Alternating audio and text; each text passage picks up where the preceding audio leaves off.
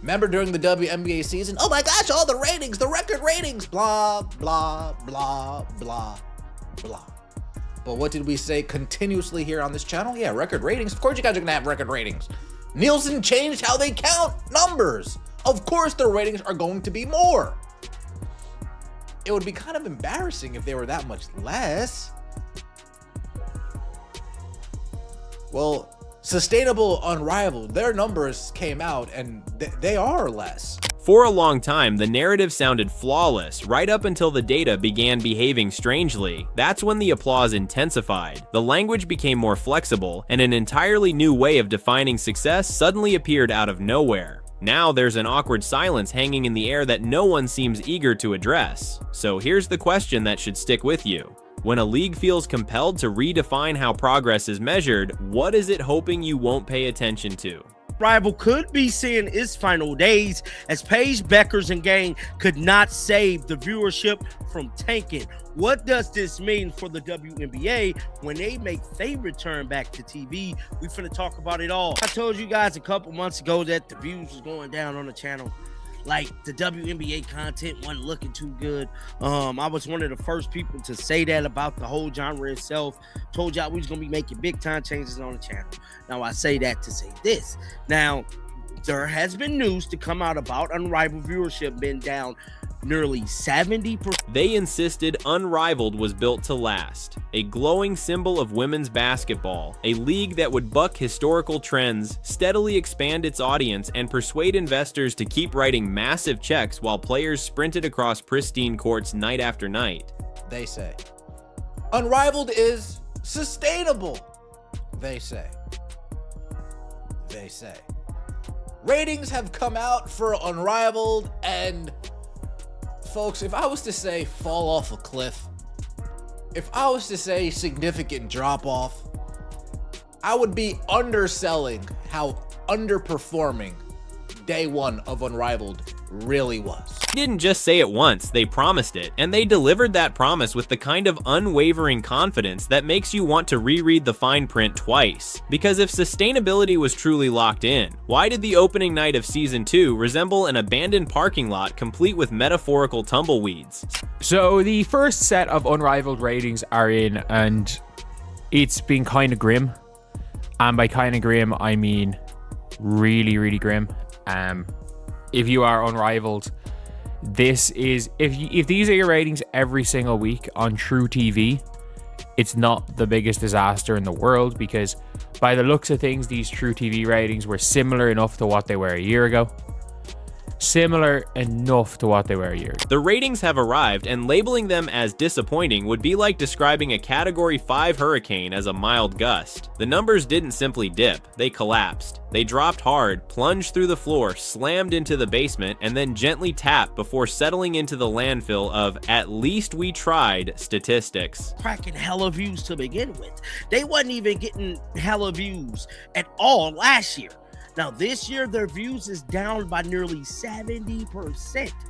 This is very bad. Now, towards the decline of the WNBA season, towards the end of the season, we start seeing the WNBA kind of fudge the numbers, taking into account group party watch party viewerships, counting those into, effect like bars and stuff like that. Let's rewind for anyone just tuning in. Season 1 burst onto the scene with force. Ratings shattered expectations. Flags waved. Commentators declared women's basketball officially entrenched, unstoppable, and on a permanent upward trajectory. The outlook felt brighter than a halftime laser show. There was just one issue. Those headline-grabbing numbers were a bit too convenient. Nielsen had adjusted its measurement process, a shift that conveniently boosted figures across the board. Overnight, everything appeared larger, stronger, and more popular than it likely was. It's like buying shoes 2 sizes too big and telling everyone they were custom made. They might look impressive, but they're not exactly practical. Then came Season 2. Nearly 140,000 viewers opted to do something else with their Monday night, once again proving that momentum is often just luck dressed up as strategy. Afternoon broadcasts fared even worse, averaging 107,000 viewers, a figure that quietly suggests someone forgot to notify people the games were even happening. And that seems to be exactly what occurred. A surprising number of fans didn't realize Unrivaled had returned. A league can be stacked with elite talent, but if no one knows the games are on, the result is the same. Interest in pretend basketball. I have been telling you guys for years, as the mainstream media has intentionally lied to us. These elite athletes are amazing! This is the best basketball in the world! Woohoo! Yes, yes, yes! We have been talking about this here on the channel for years. The so-called growth in women's basketball is an illusion. Things get harsher when you examine individual matchups. The Breeze Phantom attracted roughly 40,000 viewers on TNT. The Lunar Owls pulled in about 30,000 on TNT, plus another 20,000 on True TV. Combined, a single game barely crossed the 50,000 mark within the highly sought-after 18 to 49 demographic. For comparison, similar games last year were reaching between 90,000 and 100,000 viewers on TNT alone, before factoring in additional networks. In under a year, the league shifted from being framed as a rising powerhouse to serving as a warning about how fast excitement fades once reality intervenes. Ambitions to secure major deals or justify aggressive marketing budgets are now confronted with spreadsheets that read like regrettable social media posts. Primetime audiences are shrinking. Afternoon numbers are minimal. Overall viewership is falling short. The fact that the Rose and Lunar Owls on the primetime slot on TNT had... I don't think this is 40,000 viewers, because I think this is the NA is the actual viewers. I think this is like the ratings numbers. I think this is in and around 100,000 viewers, which isn't good. Last year it was... Am I right in saying last year? Was last year at 1.0? No, last year was 0.1.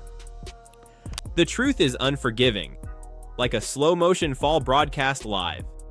Gravity returns, reality settles in, and no amount of polished sustainability messaging can disguise the simple fact that people aren't watching. Promotion, or the lack of it, is a major contributor. Season 1 rode a wave of viral buzz, coordinated marketing, and the illusion that missing a game meant missing history. Season 2 arrived quietly, barely audible over the noise of everything else competing for attention. Fans weren't reminded, they weren't prompted, they weren't encouraged. One could reasonably argue the league forgot to announce its own return. To make matters worse, the rating system itself was supposed to provide relief. Nielsen plans to roll out a big data plus panel model by the end of 2025, merging traditional panels with smart TV data, third-party analytics, and virtually every measurable input available. For most sports, this method boosts numbers, transforms mediocre performances into apparent successes, and produces statistics that make advertisers enthusiastic. The early Unrivaled TV numbers are not good for Season 2, that is, which is certainly no cause for celebration, but is cause for concern. When I say the first part, it's because I guarantee you there are going to be a lot of people racing to like rub it in and do like a and I'm rooting for Unrivaled success. I like the idea, the concept, the mission statement, and all of those things, but you also have to deal with the reality of a situation. And yet, even with that advantage looming, Unrivaled's audience barely budged. Smart TVs, data aggregation, panel tracking, none of it could revive a league that has effectively lost the viewers it once pointed to as proof of sustainability. The irony is striking. This was a league launched with language centered on innovation, forward-thinking ideals, and long-term viability, and yet it struggles to hold an audience for its marquee games. The data paints a clear picture of overconfidence, poor promotion, and a fan base that either drifted away or never realized a second season had begun. Investors, the fuel that keeps new leagues alive, are almost certainly reassessing their commitments. The athletes remain talented and competitive, but compelling sports entertainment requires more than skill. It requires presentation, marketing, and visibility. Without meaningful attendance, the league risks becoming a showcase of talent performed for empty seats. Like serving an exquisite meal in an empty restaurant. Impressive, yes. Sustainable, no. So, in case you guys do not know this, and I put this out on the Twitter, And I mean, hell, the tweet didn't even get that much interaction. Look, the Unrivaled League is in all kinds of damn trouble. They're in all kinds of trouble. Don't you find it odd that the league and the fire around it, why so quiet? A broader look at the numbers reinforces the concern. Opening night of Unrivaled's first season averaged over 300,000 viewers. This season, primetime broadcasts average around 175,000. Afternoon games hover near 107,000. That drop isn't subtle. It's dramatic. Fans who once showed up have disappeared. Some weren't even aware the season had restarted. The storyline of a steadily growing, self-sustaining league begins to resemble marketing copy rather than reality. A league can survive modest ratings, but it cannot endure without awareness, engagement, or a sense that its games matter in the public mind. Even with the most advanced tracking tools entering the industry, Unrivaled continues to underperform. Nielsen's big data plus panel system won't magically fix a missing audience. It's a simple equation: fans who exist versus fans who actually watch. Algorithms and analytics can't change the outcome if no one presses play. Starters, it's easy to show growth when you're growing from nothing to almost nothing. But people were not watching women's basketball. People were not paying $10 to be sedated while the Chicago Bravado airballed layups against the Las Vegas Anonymous Faces. Contrary to the prevailing narrative in the mainstream media, Angel Reese is not a draw. AJ Wilson, but my name is... So what does this mean for investors and league leadership? It means leverage disappears. Strategies must be reevaluated. Assumptions about consistent viewership need recalibration. Momentum cannot be manufactured. Buzz cannot be summoned overnight. And hype alone cannot replace a genuinely engaged audience. Season 2 of Unrivaled may deliver quality competition and skilled play, but talent by itself is not enough.